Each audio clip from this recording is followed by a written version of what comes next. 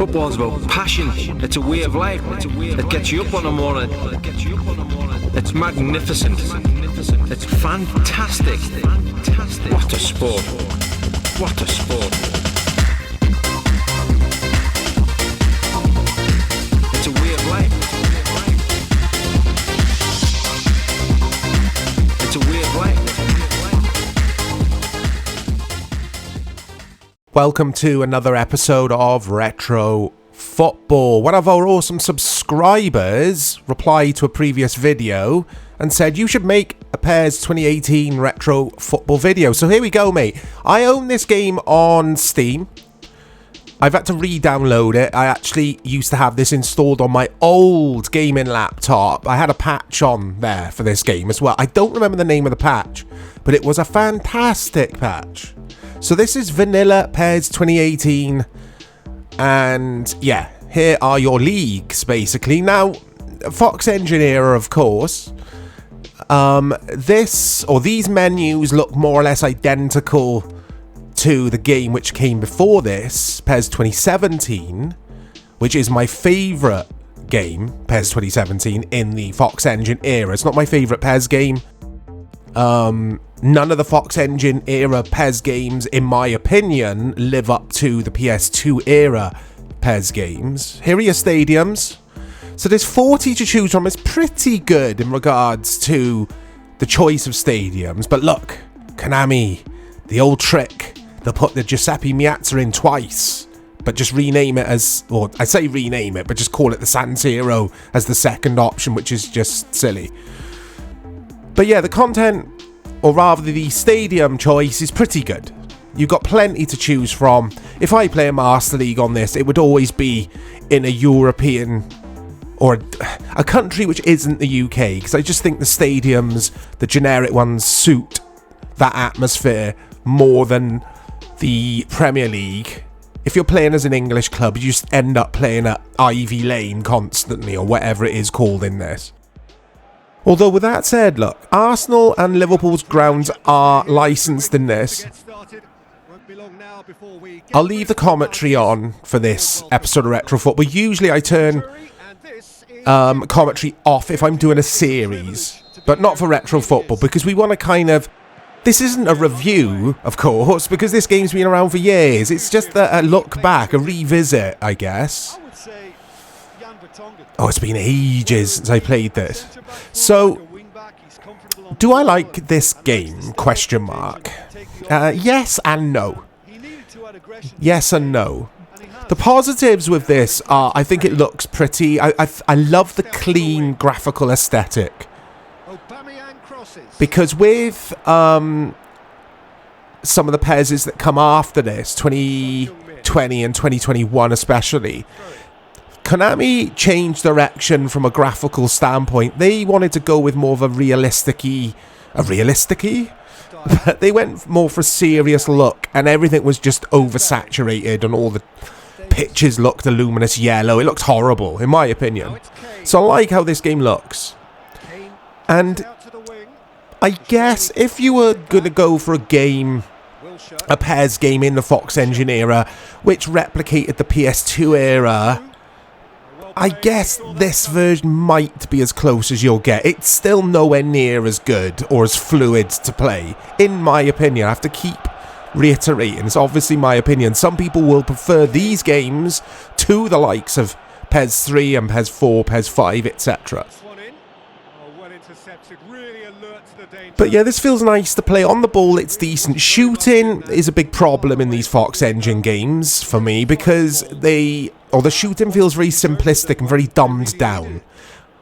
I never felt like there was a big variety in the way both I can score goals and the CPU, the way the CPU scores its goals. What I'm going to do here, though, guys, let's have a look at the Master League. This is the mode I would say that 99% of you watching this, most of us would have played, if you're into single player, of course, because you have got the awful My Club mode. I think it's awful. A lot of people didn't. It was very popular, hence why eFootball, I think, is doing well in regards to, or financially, I think it's doing well.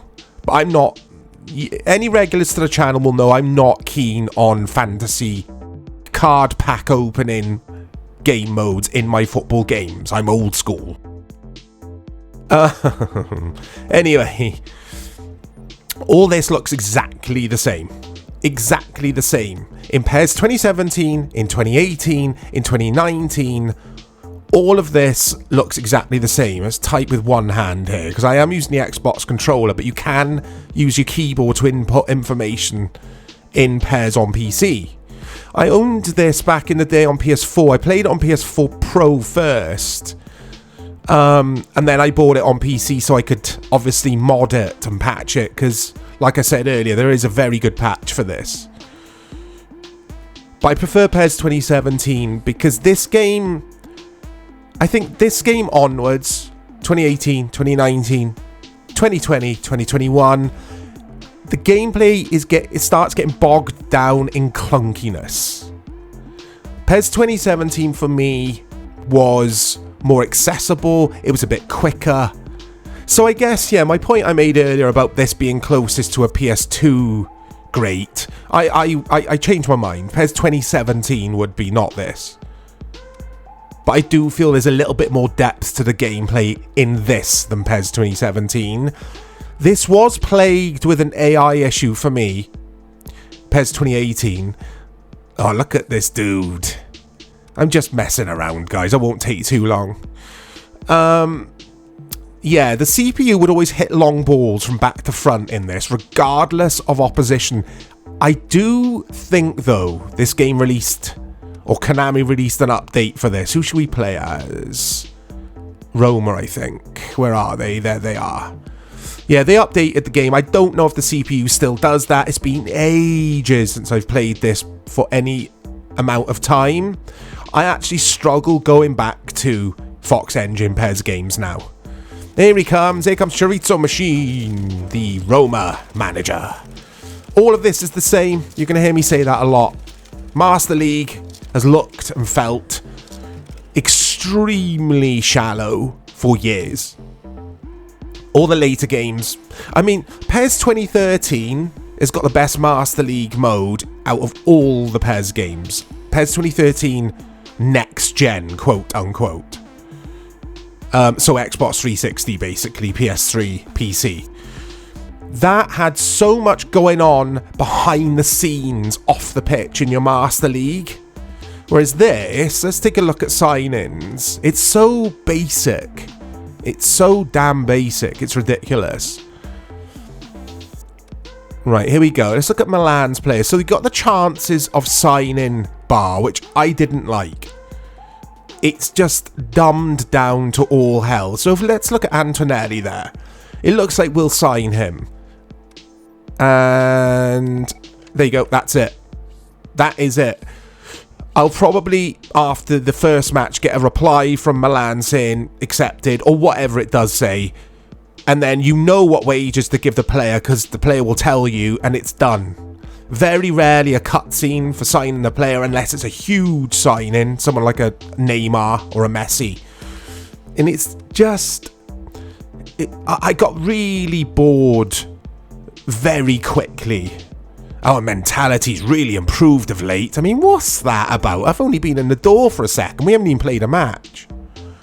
And it just felt amateur to me, all of this did. It felt like Konami did not pay any attention to the presentation and the off-field stuff. They just focused on trying to work with the Fox engine and implement that into a PES game. And it feels like to me they've never really got to grips with it because, like I say, PES 2013 was excellent. I mean, look at that. Like a silhouette of your club owner and then a silhouette of the sports director. They can't even be bothered to, like, just draw some animated characters, like some little cutscenes in there. If you compare this to FIFA 18 of the time, that game was centuries ahead of this from a presentation point of view. Light years ahead of this. It's just, it always boggled my mind how Konami was still releasing games in this state, again, from a presentation standpoint. in 2017, in 2018. I mean, this game was released 2017, wasn't it? September 2017. I bought it on day one. I bought 2017, 2018, 2019, 2020. I bought all of them on day one. I gave them a chance, but I find it difficult going back to them now. Because I play so much PES 5 and PES 6, as you regulars will know. Because I play so much of those games on PC now with the excellent patches, they're just accessible and fun, and they've got a depth to them, and there's just an addictive quality about those games that these games do not have. I will play a match or two of this, and then I'm done. I'm just like, I can't. I just get bored. Is it a bad game? No, far from it. It's actually a very good football game, this is. But it's not PS2 era PES. It's as simple as that for me. Now, the reason I've jumped into Master League here, the main reason is, and we might see it in this video as evident, we might not. But on Superstar difficulty in Master League, the commentary is so over the top. Yeah, this game was plagued with scripting. I say this game, PES 2018, 2019, 2020, 2021. 2017 was okay for it. And if the game's in Superstar difficulty on Master League, the CPU would talk absolute BS. It doesn't matter if I'm playing Birmingham City or Barcelona. The CPU will just be like crazy good on Superstar. And there's nothing you could do about it. It literally is a script that's been written by a Konami programmer to make the game challenging. And I accept you've got to have that in gaming to keep things challenging and interesting, but it was ridiculous in these games. He'll have a dip. And some might argue, well then just drop it down to top player then. It's far too easy on top player. It gets so easy, especially when you sign a few players. It just becomes a cakewalk and it's just not interesting at all then. There's no...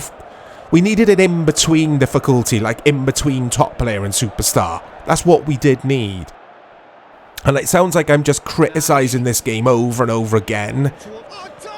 Oh! But on the ball, it plays a nice game of footy. It does play a nice game of footy. There's just not much going on, like I say, behind the scenes. It gets a bit tedious very quickly. I love the pictures in this. They look great compared to... I know they're basic with hindsight, but they look great compared to the pictures, like I say, that come after in 2020 and 2021. Those luminous green monstrosities were just immersion breaking for me in PES 2021. People rave about 2021. I don't get it. I don't see it. I don't see what the fuss is about, guys. Anyway, free kick. He'll go up for a corner. It hasn't got that magic, this hasn't. I get really excitable. Again, as any of you subscribers will know who watch my PES 5 and PES 6 series that I make, I get very excitable every single match. This hasn't got that. It hasn't got that magic. It hasn't got that lightning in a bottle. That's what PES was for me in the PS1, PS2 era. It was lightning in a bottle. Konami had a formula which couldn't be matched. Yes, there were some decent versions of FIFA, but PES, for me, was king in PS1 and PS2 era. Oh, I thought Lazio might have made it 1-0. The commentary. The commentary, I think, is terrible with this dude, who is Sky Sports' main commentator now, Peter Drury, isn't it? And Jim Beglin. Oh, the assistant commentator in these games. I mean, you could turn commentary off. That's what I would have done back in the day. But I just don't think these games have aged well. I really don't.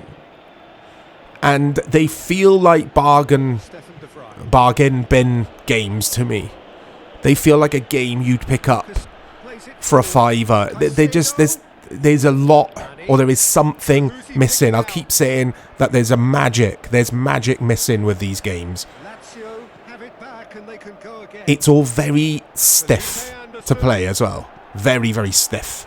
Everything's clunky and a bit too slow, a bit stiff. What I'll do in a bit is I'll put the game speed up to +1. That's what I ended up doing in these games. I never do that in footy games. If anything, I'll slow them down with FIFA. But with this...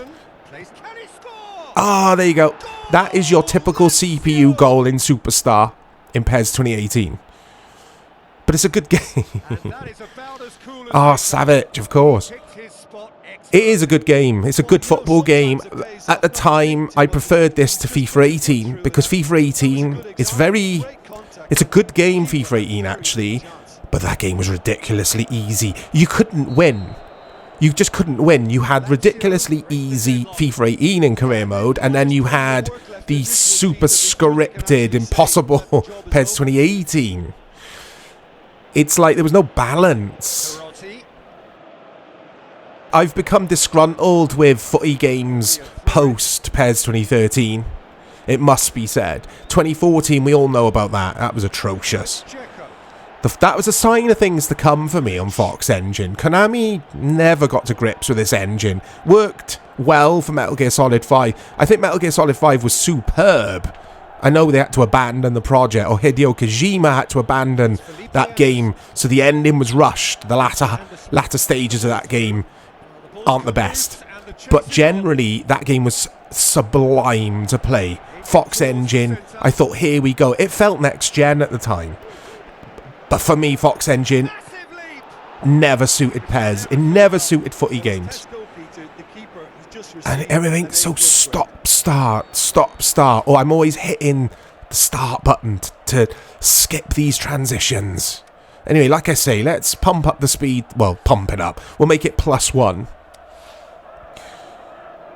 Because I prefer it like that. It's a bit more snappier. Everything, or reaction times are a bit better. It's...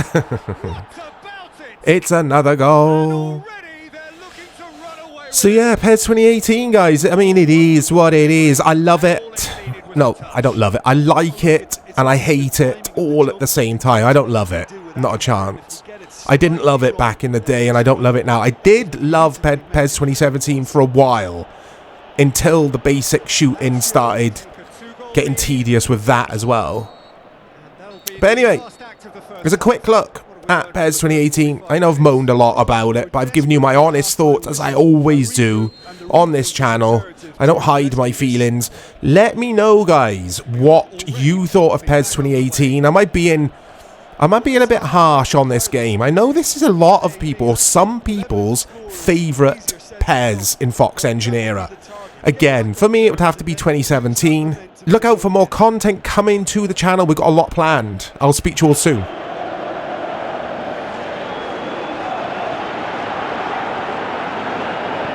He's got away. El Shaarawy goes for the cross. Gets up to head it. Aimed long and direct. Fazio does well there. Alert. Felipe Anderson.